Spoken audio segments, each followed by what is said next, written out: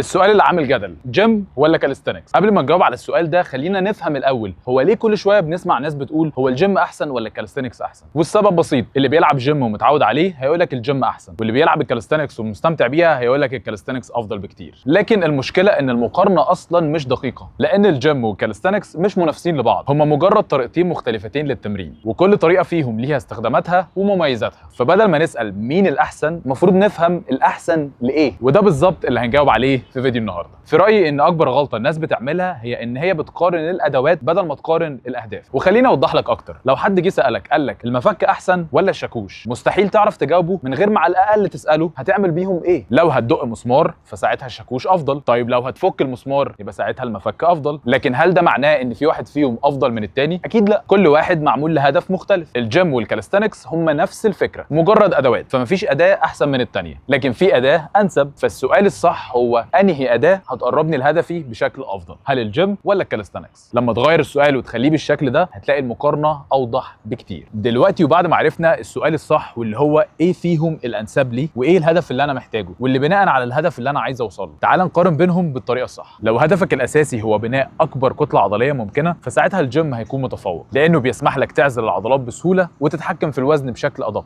اما لو هدفك تبني جسم قوي وتتعلم ازاي تتحكم في جسمك وتحسن حركتك كموبيليتي وفلكسبيليتي وتبقى مستمتع جدا وانت بتتمرن، فساعتها الكاليستانكس هيكون احسن لك. كذلك بالنسبه لفكره ان يبقى متاح ليك ان انت تتمرن، فالجيم محتاج اشتراك واجهزه، انما الكاليستانكس بتقدر تتمرنها في اي وقت وفي اي مكان. ولو هدفك بس ان انت تستمتع بالتمرين فساعتها الموضوع ده بيرجع لك، هل انت من الناس اللي بتنبسط لما تتقل وزن وتفضل تكسره مع الوقت، ولا بتحب دايما تتعلم مهارات وحركات جديده في التمرين؟ مفيش صح ومفيش غلط، يعني هو بيرجع لشخصيتك في الاخر واللي بتحبه. طيب بقى الحاجه اللي ممكن تكون فكرت فيها وناس كتير جدا بتسالها لي، هل ينفع اخد الحلو من ده على الحلو من ده؟ يعني هل ينفع ادمج ما بين الكاليستانكس والجيم؟ في رايي ده اصلا واحد من افضل الحلول لناس كتير، لانه بيخليك تقدر تستفاد بمميزات الكاليستانكس ومميزات الجيم في نفس الوقت. ممكن تعتمد على الكاليستانكس عشان تبني قوه وتتعلم مهارات مختلفه، وفي نفس الوقت تستخدم الجيم مثلا عشان تركز على عضلات معينه ضعيفه عندك عايز تكبرها. وممكن في فيديو تاني نتكلم عن ازاي تدمج ما بين الكاليستانكس والجيم. اكتب لي في كومنت لو حابب نعمل فيديو عن الموضوع ده. طيب خلينا نراجع بسرعه. النهارده عرفنا ان مين احسن، الكاليستانكس ولا الجيم؟ سؤال اجابته مستحيل تكون واحده لكل الناس، لان كل واحد عنده هدف مختلف، ولو انت هدفك مختلف فبالتالي الاجابه بتاعتك هتكون مختلفه، فما فيش طريقه احسن من الثانيه. ولو في حاجه واحده اتمنى ان انت تطلع بيها من الفيديو فهي انك تبطل تسال مين الاحسن وتبتدي تفكر ايه الانسب لي واللي هيحقق لي اللي انا عاوزه. حدد هدفك الاول وساعتها هتلاقي ان اختيار الاداه اسهل بكتير. لو عندك اي سؤال او موضوع حابب اتكلم عنه في فيديو اكتبوا لي في الكومنت، ولو الفيديو فادك ما تنساش تعمل لايك وتشترك في القناه. اشوفكم في فيديو جديد الاسبوع الجاي.